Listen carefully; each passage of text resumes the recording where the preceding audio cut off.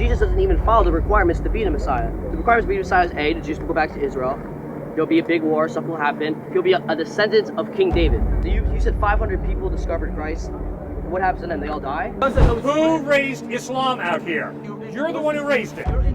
Now, if you're going to jump into the kitchen and it gets hot, I don't want to debate with Karl Marx. He's dead. I want to debate or talk with you. Okay? So is Jesus. We're still discussing No, Jesus is alive. He rose from the dead. That's different from All Karl right, Marx. then where is he now? Those are, by the way, who I believe to be God, and which Yes. you claim are mythological characters. I've spent most of my life reading Buddhist philosophy, Okay. And I have absolutely no evidence that it's true. It's more me trying to come to terms with the concept of death. On some level, I hope that there is no afterlife. Because this is hard, you know? One pastor, 4 religions. Watch as Cliffe Knechtle faces a Jew, Muslim, Hindu, and Buddhist, and manages to set Christianity apart as the ultimate truth in all 4 debates. Make sure to stick to the end for some of the most thought-provoking debates you'll ever witness. Leave your thoughts in the comments below and enjoy the video. I know there's evil in me. Okay? So the question is, how am I made right with a morally perfect, holy God? You ask him. You say? And does he forgive you? Yes. How do you know that? I know it. That's what the actual Bible says. The actual Bible says. Yeah, and the actual Bible talks about lambs being sacrificed, right? Right, and we don't have the temple anymore. We don't have to do it. Everyone knows this. Yeah, but what's the whole point of a lamb being sacrificed? Why was blood shed? The physical presence that it was there, Yeah. that doesn't exist today. That's why it's so much. That's Right. why back then people believed in God so much easier than we do now. Everyone here, half the people here don't. Half the people in this circle don't, because it's a struggle and it's hard. Because it's not, that presence not there today, and it's much more of a struggle. It's not because somebody died. It doesn't say Jesus doesn't even follow the requirements to be the Messiah. The requirements to be the Messiah is A, the Jews will go back to Israel. There'll be a big war, something will happen, and eventually we all come and he'll rise up. He'll be a descendant of King David. We both. How is he? Okay, listen. A descendant, because in the Jewish faith, descendant of your tradition, and your resort passed through your father. Jesus, who's his father? Okay, so here's basically how I'm different from my wonderful, awesome Jewish friends. My wonderful, awesome Jewish friends insist that tradition, Moses, the Hebrew prophets, that's truth. And when I ask them, what's the evidence that Moses and tradition are true, I'm scared by the answers that I get. The reason that I follow Jesus Christ is because of his sinless life, his amazing ethical teachings, the Sermon on the Mount, his incredible death, forgiving enemies, and then his resurrection. His resurrection sets Christ apart from Moses, Isaiah, Muhammad, Siddhartha Gautama Buddha, the avatars of Hinduism. His resurrection is unique. That's why I seriously would encourage you, check out Jesus. Does that make sense? You didn't tell me what the explanation was. What did they tell you? They tell me it's our tradition. It's our heritage. It's our heritage. They tell you that we can trace it back. And also, they also Yeah. tell you that, and also, first off, Moses was not sinless. Moses killed a person, right? Exactly. He is the greatest prophet of all time. We both agree? No. I think Jesus is greater than What it Moses. says. You said Jesus is not a prophet. Jesus. Good. In that sense, correct. Okay. But and you say that there's other people in the Bible that didn't sin. The No. father of King David didn't sin. Jesse? You see, I don't know. the Jesse English. sinned. The father of King David? No. It says specifically he did not sin. No, it doesn't. Yes. Okay. Well, what Jesse do you didn't live disagree? a sinless life, and obviously David didn't. That dude was one royal sinner. No, David did not. But okay, he didn't. Jesse Okay, first, sinned, Okay. but Jesus Christ did not. That sets him apart as unique, as different. Muhammad sinned, and I respect Muhammad, okay? It's not like I dump on Muhammad. In fact, I love his one of his 5 pillars, give alms to the poor. I agree with him totally. In John chapter 8, Jesus looks in the face of his enemies and says, which one of you can prove me guilty of sin? His enemies are silent. A fine Jewish man, the Apostle John, who lived with Christ very closely for 3 years, in 1 John could write, in him is no sin. So that's what the eyewitnesses say. He didn't sin, which is kind of weird because all the rest of us sin, but not Jesus. So that demands respect. It doesn't mean he's God, obviously, but it demands respect. And then when he claims to be God and then backs it up with an historical resurrection, wow, I really got to take this guy seriously. It's pretty impressive. Jesus has not filled any of the requirements to be the Okay, Messiah. good. You're right. He did not fulfill the kingly... No, he fulfilled the suffering servant prophecies, like Isaiah 53. He was the suffering servant who was crushed for our iniquities. But he did not, you're absolutely right, he did not fulfill the kingly messianic prophecies. He said that he would return a second time, and when he returns, it will not be as a baby born in a manger in Bethlehem. It'll be as the all-powerful God, and there will be a day of judgment, and there will be a heaven and a hell. So you see, now the question is, yeah, but Cliff, come on, where does the Bible say that the Messiah is going to come twice? Good question. It doesn't say he's going to come twice, but it also doesn't say he's just going to come once or 5 times. It is silent. So the Old Testament is silent regarding how many times Messiah is to come. Obviously, what Jesus is claiming is he comes the first time to fulfill the suffering servant prophecies like Isaiah 53, but when he comes a second time, it'll be to fulfill the kingly messianic prophecies. And there will be a day of judgment, and it will be power, not someone getting nailed to a cross. I know people that know Hebrew because I've learned it from my father before that, from my father before that. Good. Right, passed down from tradition from Sinai. Right. At Sinai, Jesus was not mentioned. Everything was given up there and brought down. Yeah. So you said 500 people discovered Christ, and what happens to them? They all die. 500. So you understand what we're saying is that now we cannot ask these 500 people what happened. Did you see this? No, because they're not there anymore, and we don't know who they are. But with 3 million people at Sinai who received the Torah from God, I can trace that back. I can trace myself back to those 3 million people with specific names, all the way back to Moshe Rabbeinu, back to Moses. So how is Jesus Christ more reliable than what the original is? What it's based off? I would encourage you to put your faith in Jesus Christ because the evidence is he died and really rose from the dead. He lived out the Torah magnificently. So the evidence is he's consistent and he's reliable. He was dead and he rose from the dead. So you can trust him. He didn't slam Moses. He agreed that Moses was inspired by God. I am a follower of Christ. I worship a Jew. I worship a Jew. Jesus was a Jew, not a Gentile. So, all the anti-Semitism that is going on in the name of Christianity is a farce, obviously. Because a Christian is someone who worships a Jew. So if somebody says, I believe in Jesus and I'm going to go into a synagogue and blow Jews away, major, major hypocrisy. Major breakdown in here. Major. If you're a Christian, you worship a Jew. You believe that God became a human being and he was a Jew. So anti-Semitism in the name of Christianity is a violent contradiction, obviously. I think you all know me. I stepped out here and I simply ask these 2 gentlemen to please, anytime you're trying to kind of, spread Christianity or talk about it, if you mention the word Islam, you kind of be gentle with it, because I believe that both of them were kind of affecting Islam indirectly, because they're kind of reinforcing this stereotypical Muslims bad, terrorists, polygamists, all these. So I was imploring them, and so we got too deep in the conversations. And Mr. Cliff, right? Just Cliff. Cliff, you informed me that, you asked me a question. Should I, as a Muslim, believe a man who was born after 500 years of the disciples? And according to you, I did not answer your question, but what I said, I believe it goes back further than Muhammad was mentioned in the Torah. You disagreed with me. You disagreed. And then you resumed the question, and you still assume that I didn't answer it.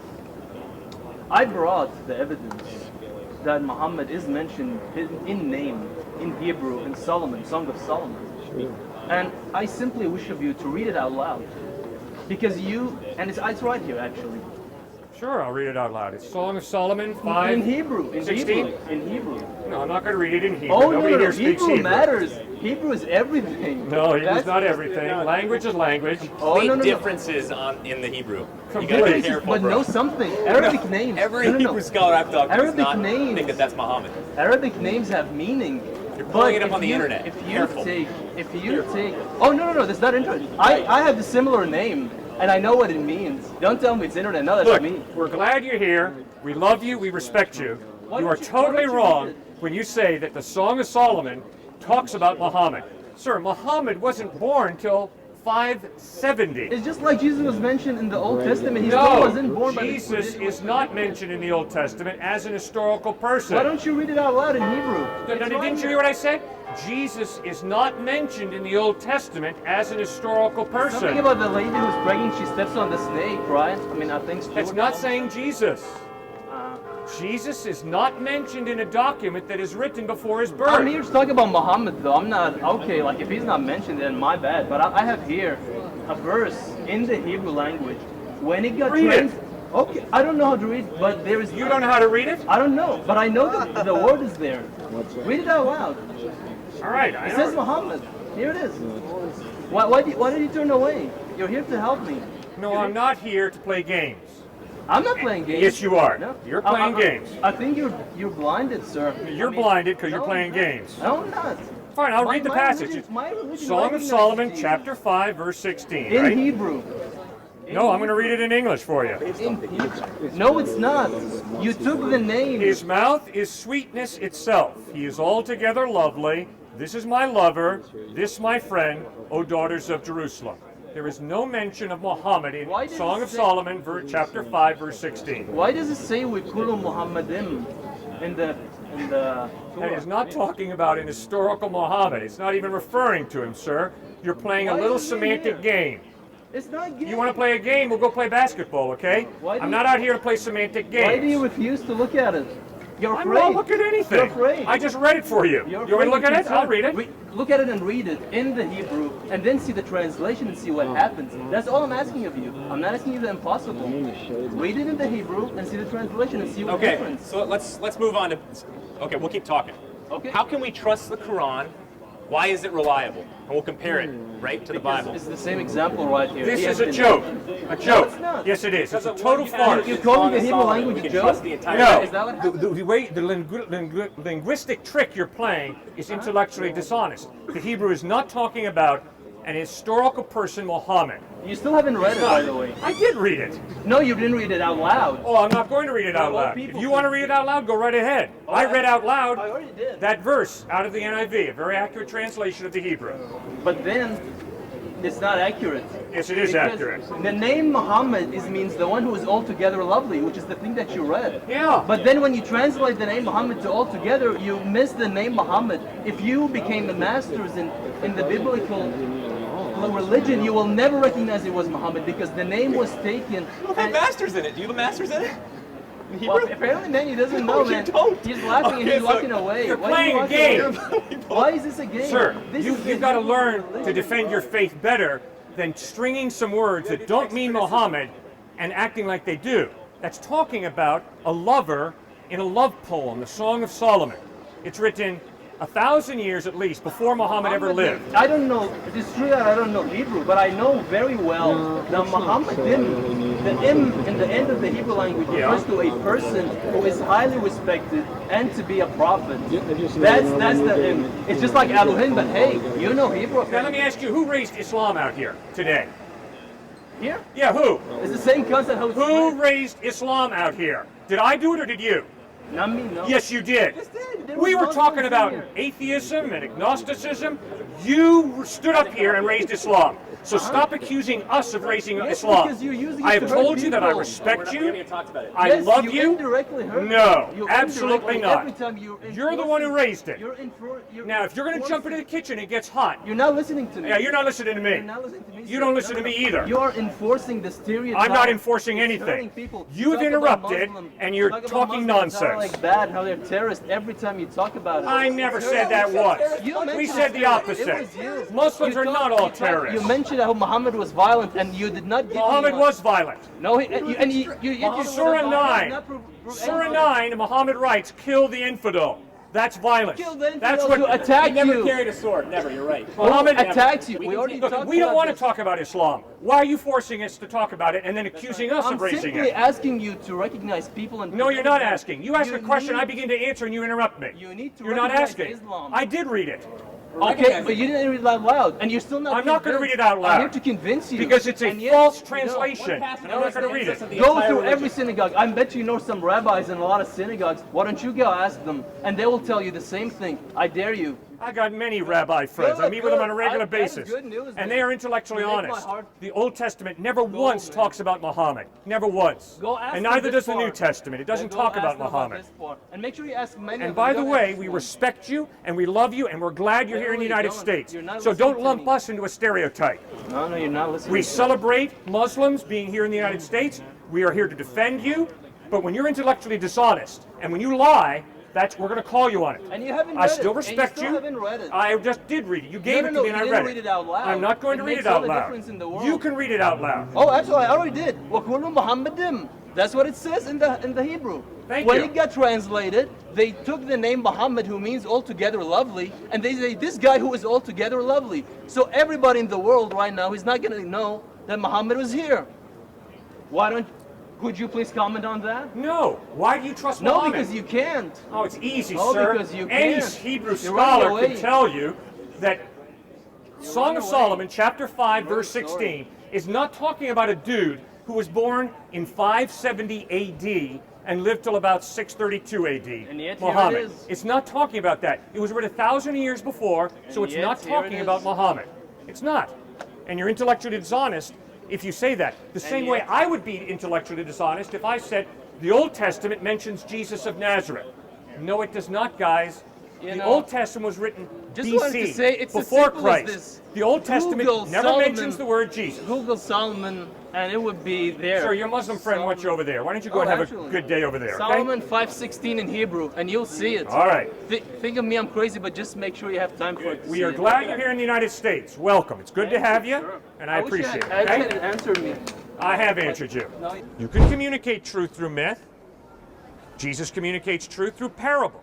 Parables are not historical records of anything. They're stories. And Jesus communicates truth through stories. And that's what the Vedas and Upanishads are. And They're stories. It's not a historical claim. It's a story, it's a myth, but truth is being communicated, is the claim. Am I right or wrong? no, you're basically saying that what I believe to be God is a myth. No.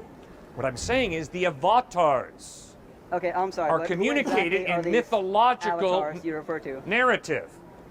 The avatars are not space-time people. Who exactly are these avatars you're referring to, may I ask? Arjuna. Like Shiva, Brahma, Yeah. and you're saying those are, by the way, who I believe to be God, which you Yes. claim are mythological characters. No. They're appearing on Earth. Them being seen is not an historical event. It's not the claim that these guys really walk the planet.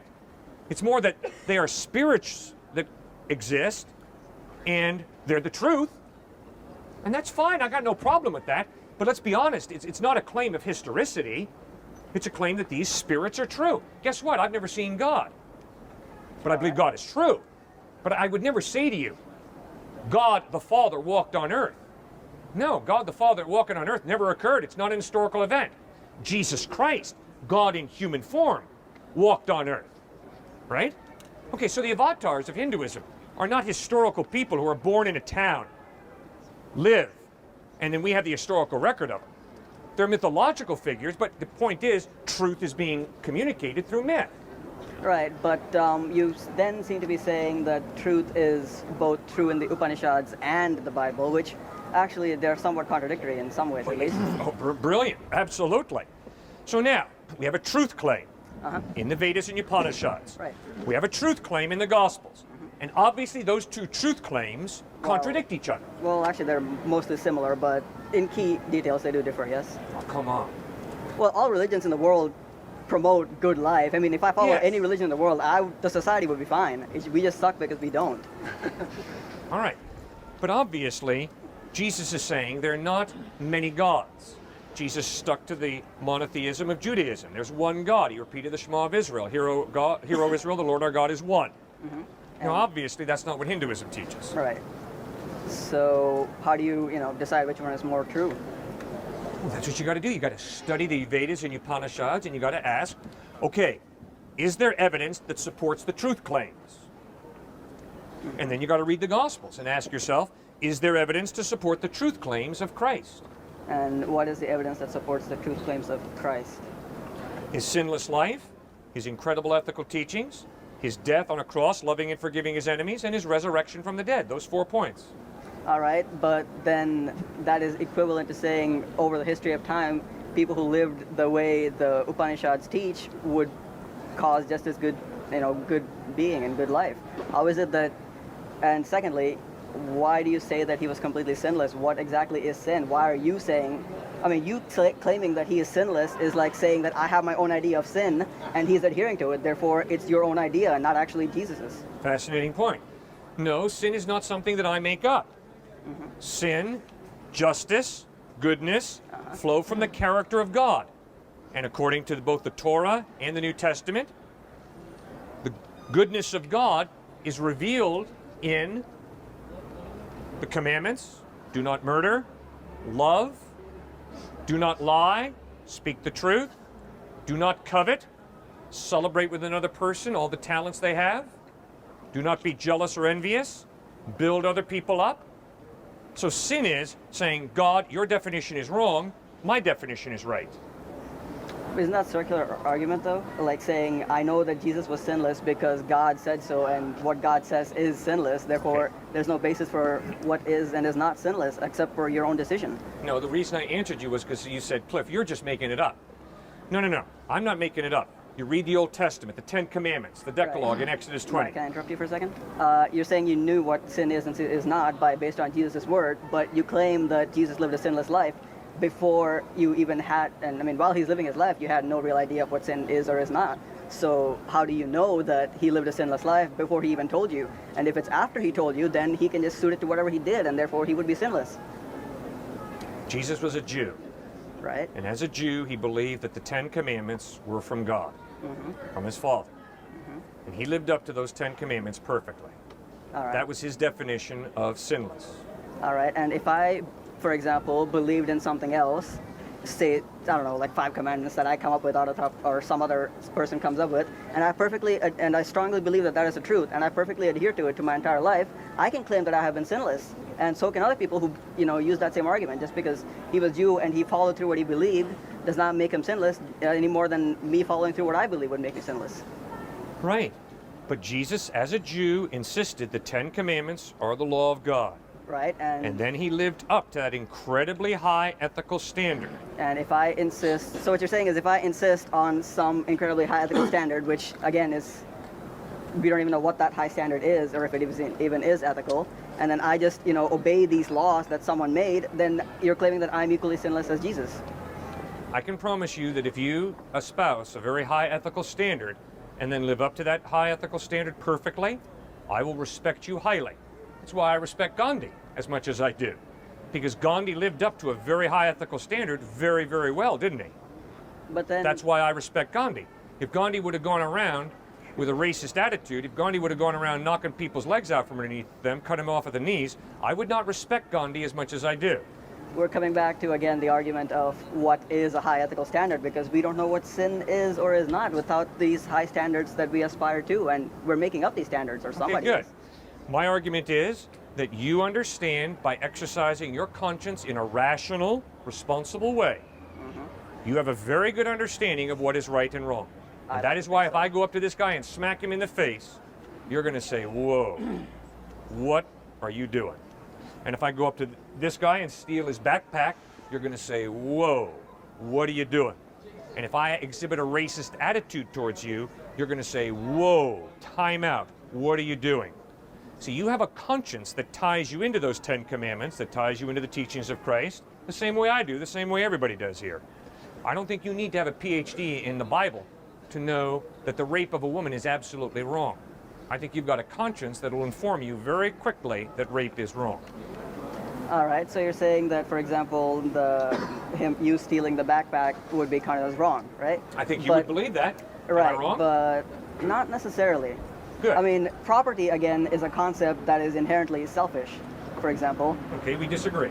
And I'm just not necessarily my point here, but say communism, for example. No, I you mean, speak for yourself, though. Come on now. Oh, I no. don't want to debate with Karl Marx. He's dead. I want to debate or talk with you. Okay? so is Jesus. We're still discussing No, him. Jesus is alive. He rose from the dead. That's different from All Karl right, Marx. then where is he now? I don't see him alive. Where is he now? He's in heaven. All right, so He's going to come back a second time. and jeez. All right. So Where we're are the avatars?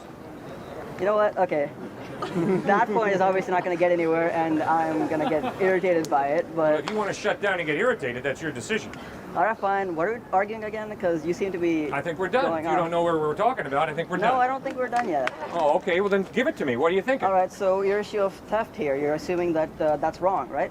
Yes. But that's in the case of our society. For example, if communism worked out well and the proletarian dictatorship actually, passed through and moved on to the rest of the stages of Karl Marx's supposed philosophy, would property and things like that would not exist, and there would be no such thing as you taking it from him. You're just utilizing it for whatever you need.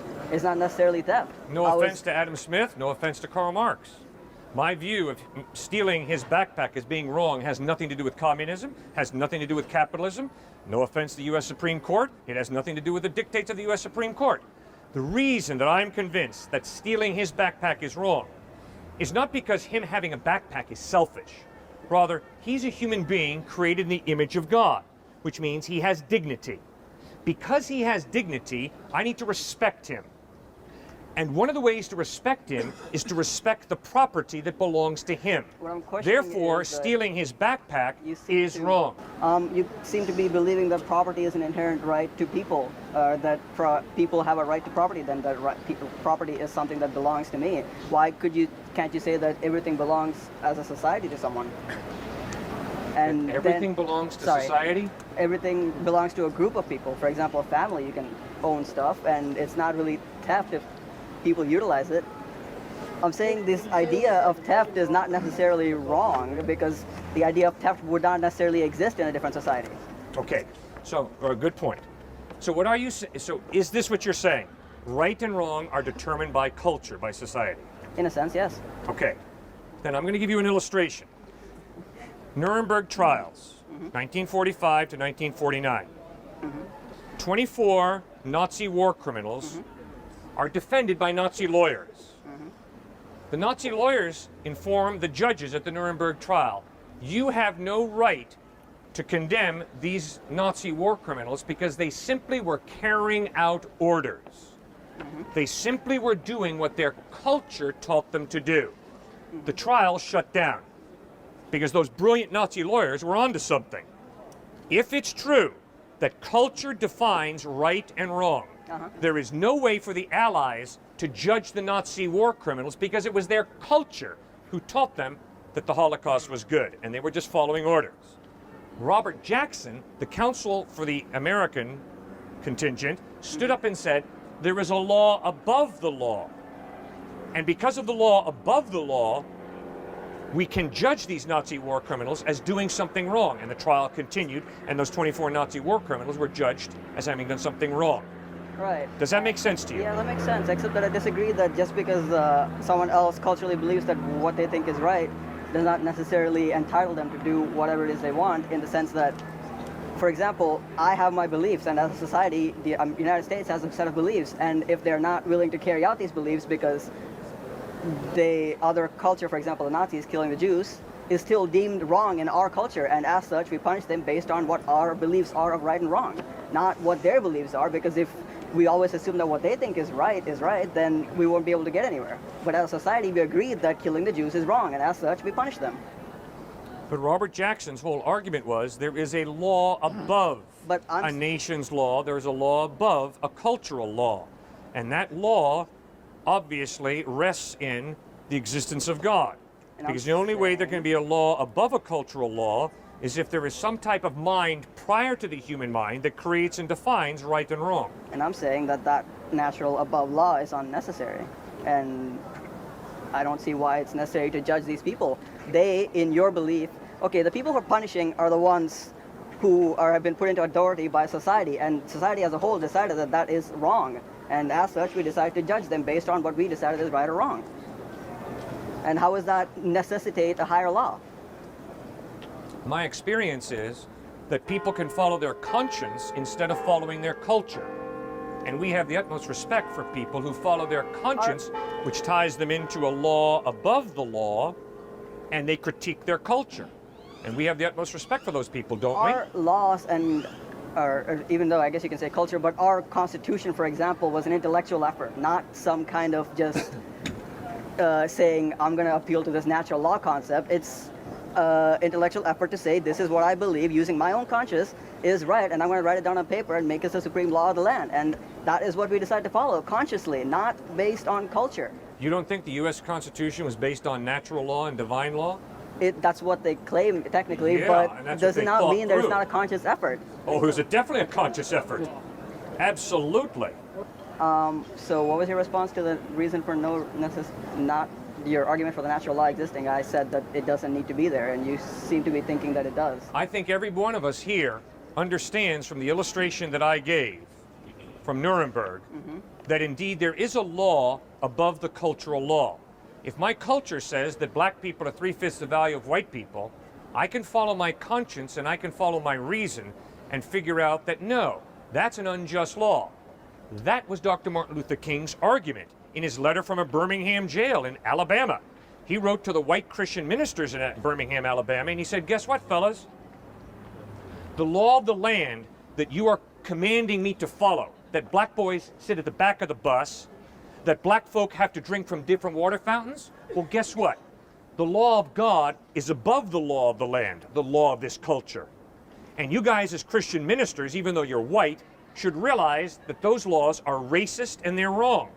So from his prison cell in Birmingham, Alabama, Dr. Martin Luther King was appealing to a law above the law of the culture, the law of the land.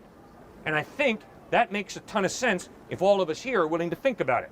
Guess what, guys? The only way there can be a law above the cultural law is if there is some type of God who creates and defines that value of justice that that law expresses. So what you're saying is that by using my conscience, I'm somehow going to arrive at this natural law? Correct. And how is that different from saying that is simply my reason dictating what I decided to be just and not necessarily written by God? Well, you can do that, but I don't think you can live it out. Because if you're going to live out what you say you believe, you're going to have to acknowledge that if I steal his backpack or if I make a racial slur against you, that's not wrong in any absolute sense. Maybe it's wrong from your perspective, but obviously from my perspective it's right. So your moral relativism crosses you out of the picture when it comes to making an objective moral decision, because Right. everything's relative. I would agree that what you did is wrong, and I would agree that if from your perspective what you did might be entirely right, but that's not going to stop me from punishing you because that is what I believe is right, and I'm going to fight for my beliefs. But if it's relative, why are you going to fight for your beliefs? Because that is what my belief is. Yeah, but it's relative. It's not real. Okay, relativity. Why would you fight for something that's not real? Why would you claim that just because it's relative, it's not real? Because that's the definition. The definition of relative is it's not real, it's simply a personal prejudice, Not ethic. true. Relativity means that what can be true for me can be equally true for you. It's not true. Yes, it It is not true. Have you taken a modern physics class Uh-uh. recently, by the way? Just wondering. You cannot say that it's not true if you believe that it's relative. In the area of ethics and morals, if you're going to say it's relative, then you can't say it's really true or really false. You have to say, from my perspective, it's true or false, but my perspective is just my own personal prejudice and bias, my own cultural prejudice. You cannot say, if you're a relativist, it's really evil that a young child be abused. You can't say that. I'm saying And be that consistent. that's not entirely true. I have formulated, using my own thoughts, a belief system that I believe will lead to justice and whatnot, and I will follow said belief regardless of what your perspective is. Yeah. And your perspective, if you believe what you say is, it's all relative. Justice is totally relative. Well, if justice is totally relative, why on earth are you going to enforce your definition of justice upon other people who disagree with you? Because from my perspective, you are unjust. Yeah, but if you believe that's relative, that justice is relative, where do you get off being so arrogant as to enforce your definition of justice on me? Because I am confident in my belief that what I believe is to be the correct belief. You're a confident, arrogant twit then. Yes, I am arrogant. Everything you do is based on arrogance. If you No, it think is you can not. do anything, Absolutely not. all right. If you are convinced that God created this man with dignity and value, then sorry, you but have a what basis is- for understanding that to murder him, to steal from him, is absolutely wrong. It has nothing to do with me. It has nothing to do with my opinion. It has nothing to do with my culture or my cultural superiority. Nothing, nothing, nothing. It is totally wrapped up in the fact that he has innate value, he has innate dignity, and therefore I am responsible to respect him, not to denigrate him. Go ahead and define dignity for me. If you're a relativist, why are you wasting your time talking to me? And by reason, I can argue and convince the other person to share my perspective. Fine. But if they don't choose to share your perspective, they're not wrong, you're not right, because No, it's no, all no. relative. They think they're not wrong. I think they're wrong. Yeah, but you are enlightened enough to acknowledge that everything is relative. So because you're so intelligent that you realize that everything is relative, you understand that ultimately nobody's right and nobody's wrong, it's all relative. Which is also why nobody's going to go to hell or heaven because of what they do. But as long as I'm alive, I'm going to live the way I deem right. Okay, good. I've always felt, isn't God's love actually pretty conditional? No. Like on you behaving a certain way, or particularly not behaving certain ways that some would view as not immoral, such as being gay, Right. but God may view as, Right. not worthy of salvation. Nobody is worthy of salvation. I am not worthy of salvation. That's what sets Jesus Christ apart from every other major world religion. Every major world religion says, get your act together and be worthy of salvation. And Jesus Christ says you're never going to be worthy of salvation because you've sinned. Now, grace is God's undeserved, unconditional love, offer of forgiveness for whatever it is that I've done wrong. Now, if I reject that offer of forgiveness because God created the universe and is the ultimate judge, he's going to hold me responsible for the wrong that I've done. That's why, if I reject Christ, I will be judged by God for the wrong that I've done, and I will go to hell and experience separation from God. But if I humble myself and acknowledge, yes, I have done wrong, have mercy on me, a sinner, he promises to forgive me. For God so loved the world that he gave his only Son, that whoever, not the good people, not the better people, not the morally superior people, whoever believes in him should not perish, but have eternal life. Does that make sense? Yes. What's the problem with it? I'm wondering specifically on the issue of sexuality. Because Yes. I think most people would not feel as though they have done wrong. But is that ignorance? Okay, I'm a heterosexual male and I have sinned in the area of sexuality. What is sin? Sin is redefining the purpose that God created me for. And specifically, you're raising the issue of sexuality. Well, I have redefined the purpose for which God gave me sexuality. I have lusted. And Christ says that's wrong. Why is that wrong? Because it's dehumanizing a woman who's created in the image of God. That is why I have to ask forgiveness for my sexual immorality, which happens to be heterosexual lust. But there are many different forms of sexual immorality. And if I've committed a sin, I need to be honest with myself, honest with God, and ask him for forgiveness for the wrong that I have done. Does that make any sense? Makes sense, yeah. What do you think about Christ? I don't have many thoughts about Christ. I am a member of another religion, which I'd probably rather not actually share. Okay. Because I feel like it invites judgment. But I think me and you would disagree on where the line is between immorality sexually. I think people have other sexualities and they do espouse and experience love in maybe the way God created them to do. It's Yes. just slightly different. Right. All right, first point. Whatever religion you are, I have no option as a follower of Christ but to respect you. Whatever religion you are, as a follower of Christ, I have no option but to love you. Now, sir, if you are convinced that I'm going in the wrong direction and you claim to love me, I hope you will inform me Cliff, you're going in the wrong direction. Watch out. There's a crash at the end of this highway. Don't go there. So, because I respect you, I'm interested, genuinely interested in finding out what you believe, and then asking you, what's the evidence that whatever it is you believe is true? And then I hope you'll ask me, okay, Cliff, what do you believe? And what's the evidence that whatever it is you believe is true? See, I would argue that's respectful, intelligent discourse where we actually care for each other, instead of just saying, well, I don't care what you believe. That makes sense? Yeah. I've spent most of my life reading Buddhist philosophy. Okay. And I have absolutely no evidence that it's true. It's more me trying to come to terms with the concept of death, of nirvana being a true death. On some level, I hope that there is no afterlife. Because this is hard, you know? Okay, all I can say is thank you for your honesty. And I respect you highly. Why? Because you started out by saying, I follow the Buddhist philosophy, and I have no evidence that it's true. Man, I wish everybody was that stinking honest, sir. Instead, I got all these atheists standing out here saying, oh, I'm an atheist, and that's the truth. And I'm saying, fine, so what's the truth what's the evidence that your atheism is true? And sir, they keep on trying to act like, oh, because I've carefully thought this through. When in fact, it's just a knee-jerk emotional response. So first of all, thank you for your honesty. Now, secondly, don't you think that before you trust, don't you think before I trust anybody, there should be evidence of reliability, not proof, but at least we gotta have some evidence that we're not gonna get ripped off, that this is true and reliable. I mean, don't you think that's wise in living your life? Okay, so that's why I would plead with you, read the teachings of Siddhartha Gautama Buddha, and ask yourself, what's the evidence that his teachings are true? And then I'm pleading with you, read the Gospels of Matthew, Mark, Luke, and John, and ask yourself, what's the evidence that Jesus Christ is true? Compare and contrast.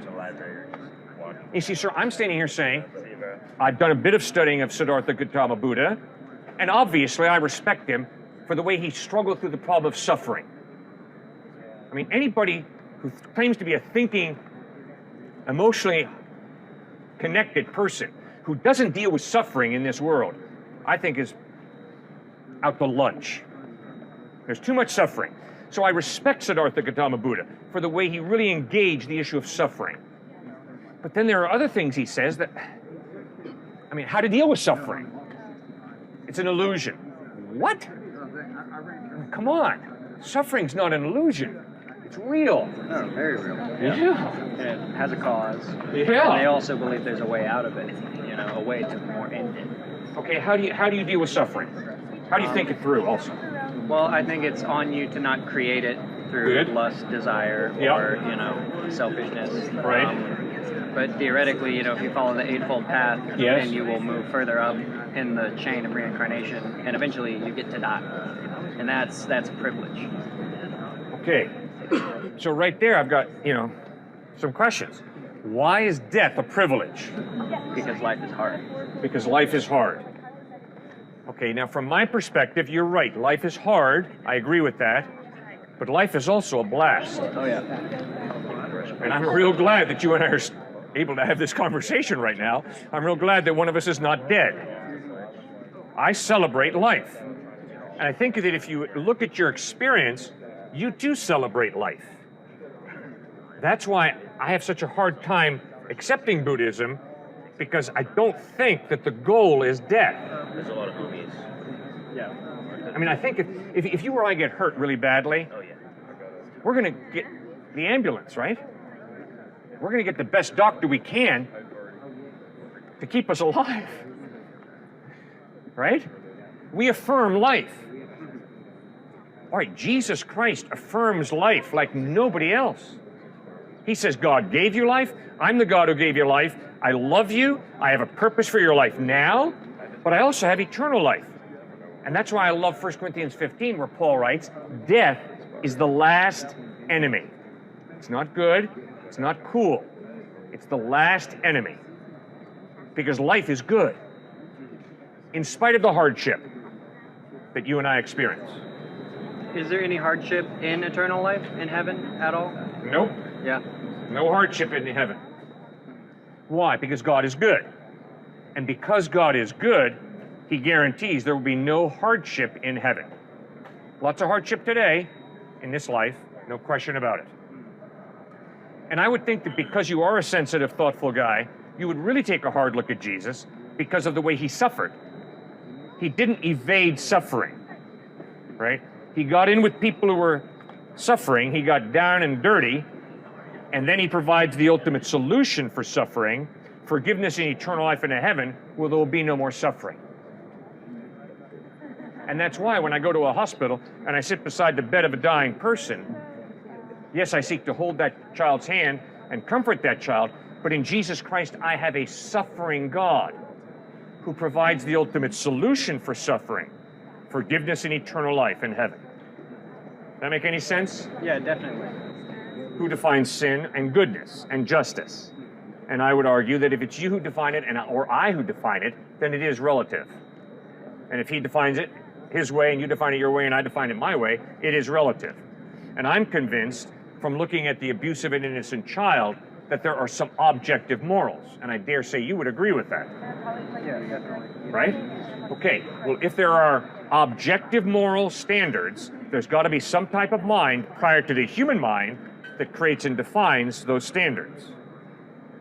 That would be God, whoever God is. I can see that. You can see that, okay, good. Now, Jesus Christ claimed to be revealing this God, this intelligent mind, this just creator, in a way that you and I as personal beings can connect with. Now, obviously, he's either full of it, an egomaniac, or else he's true. God revealing himself in finite form in the person of Jesus Christ. And that's why I think it's so important for you to read the Gospels for yourself and ask yourself, does the evidence point to Christ being a quack? If it does, reject him. Or does the evidence point to Christ being the truth? If it does, put your faith in him. Does that make any sense? Yeah, definitely. Well, it's a real honor talking with you, sir, and thank you so much for your honesty and vulnerability. I appreciate that a lot.